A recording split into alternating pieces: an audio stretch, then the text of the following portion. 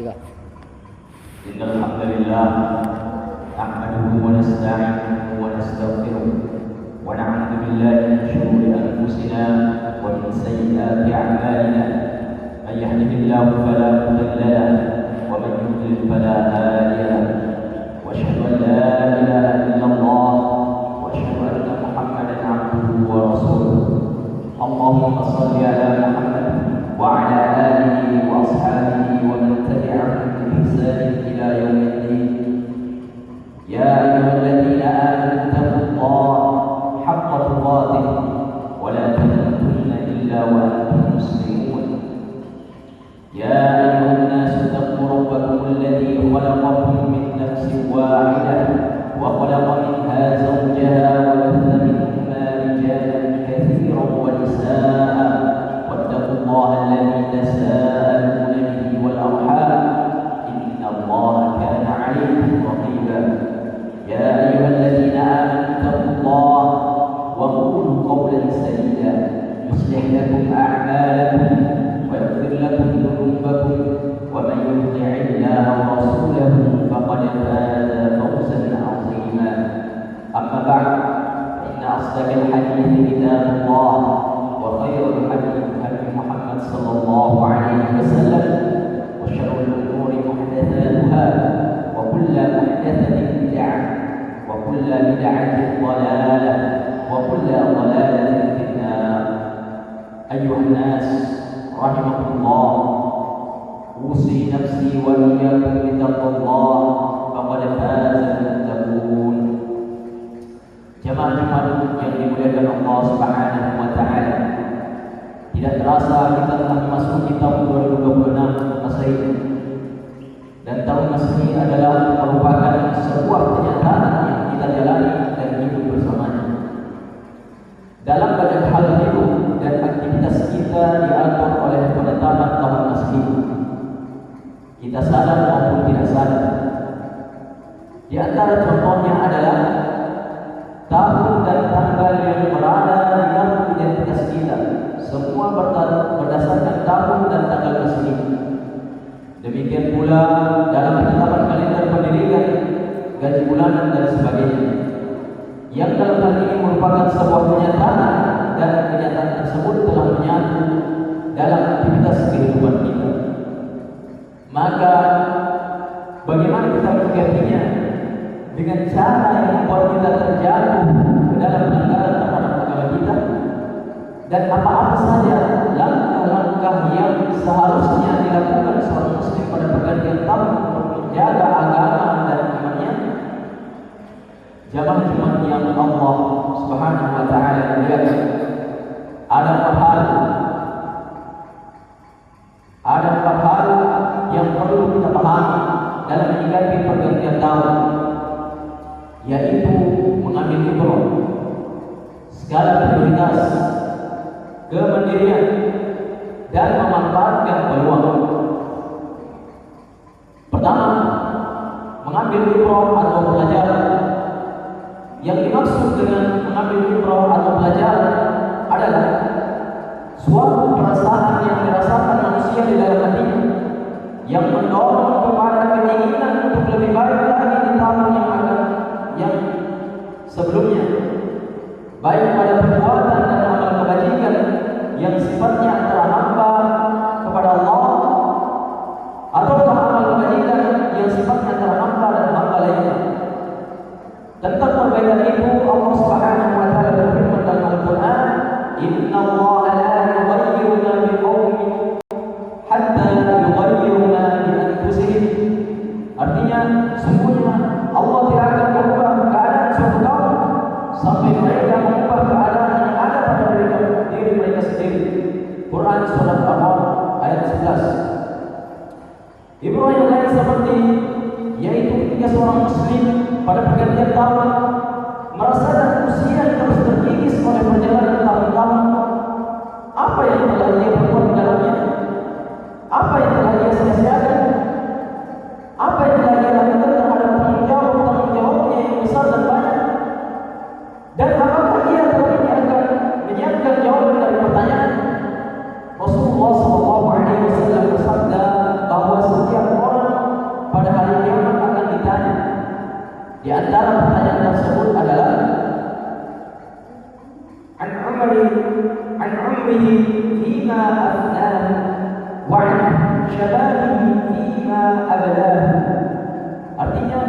tentang masa mudanya, untuk apa ia habiskan, dan tentang umurnya, untuk apa ia gunakan. Hadis riwayat Bukhari dan Al-Bazzar. Apabila seorang muslim menyadari berkurangnya umur dan dekatnya ajal, maka saat itu ia menyadari keburukan amal yang ia lakukan dan perbuatan buruk yang telah ia kerjakan. Lalu dia bertobat kepada Allah Subhanahu wa taala, memohon ampun kepadanya serta mengevaluasi dirinya di dunia dengan menjauhi keburukan-keburukan yang dahulu ia lakukan dan dosa-dosa yang pernah ia kerjakan. Yang kedua, mendahulukan yang lebih berhak, prioritas.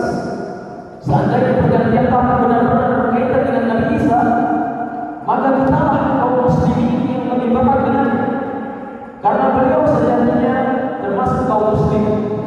Rasulullah SAW bersabda, "Al-anbiya'u ikhwatun li'allatin, ummahatuhum shatta wa dinuhum wahid.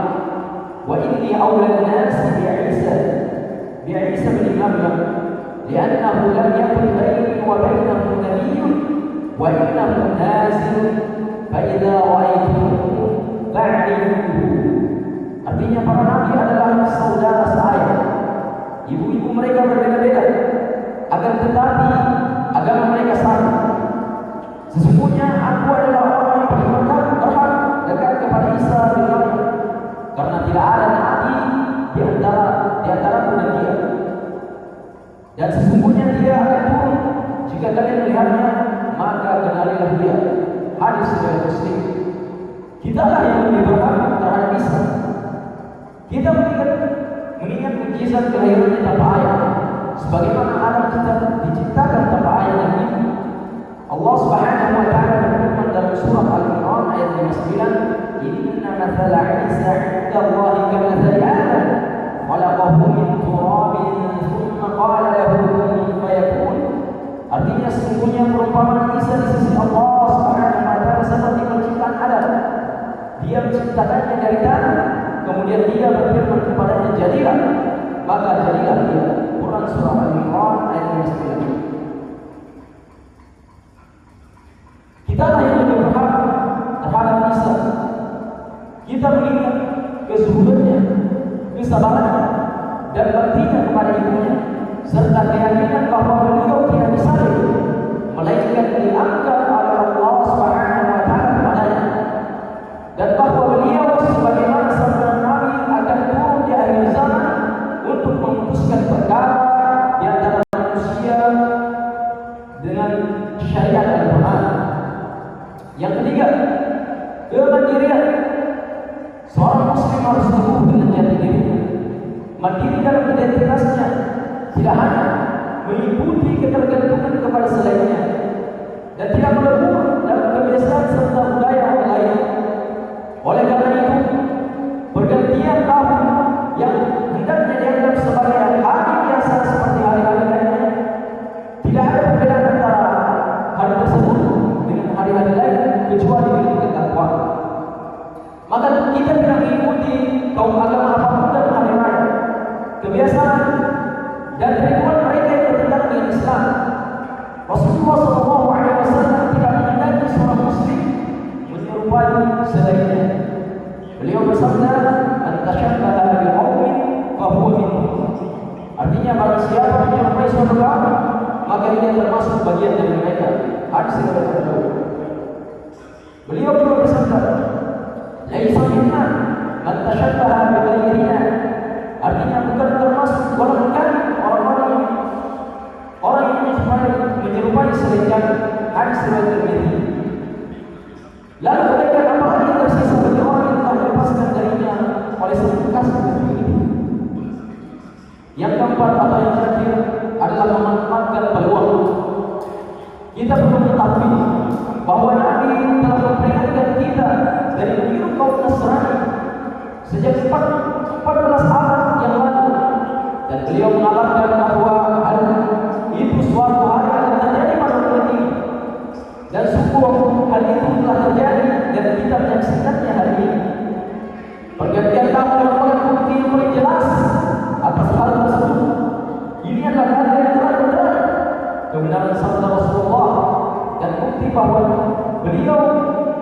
berbicara menurut hawa nafsu.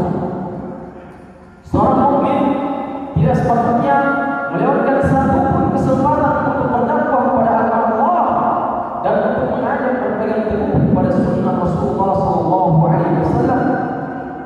Al-Bukhari dan Muslim meriwayatkan dari Abu Sa'id Al-Khudri yang berkata, Rasulullah SAW bersabda, "La tafqa'na sanana man kana qablakum shibran shibran wa dira'an bi dira'in hatta law dakhalu juhra dhabbin tabi'tumuhum qulna ya Rasulullah al-yahud wan nasara qala faman." Artinya sesungguhnya kalian akan mengikuti jalan-jalan orang sebelum kalian, sejengkal demi sejengkal, sehasta demi sehasta. Bahkan jika mereka masuk ke lubang biawak, kalian pun akan mengikutinya. Kami bertanya, wahai Rasulullah, apakah mereka itu Yahudi dan Nasrani? Beliau menjawab, siapa lagi kalau bukan mereka? Dengan sekalimat dan terhadap ayat tersebut, kita dapat menyaksikan kebenaran hadis Nabi SAW yang mulia ini. Karena kita mendapati umat ini telah dijaga oleh budaya tersebut, baik panjang maupun lebar, di berbagai bidang. Maka seorang muslim dapat memanfaatkan bahkan fenomena peniruan kota ini untuk mengajak manusia kepada agama Nabi mulia, agama yang paling mulia dan paling tinggi. Barakallahu li wa lakum bil Qur'anil azim wa nafa'ni wa iyyakum bima fihi min al-ayati wa dhikril hakim. Aqulu qawli hadha wa astaghfirullah al-azim wa lakum wa lisa'iril muslimin wal muslimat fastaghfiruhu.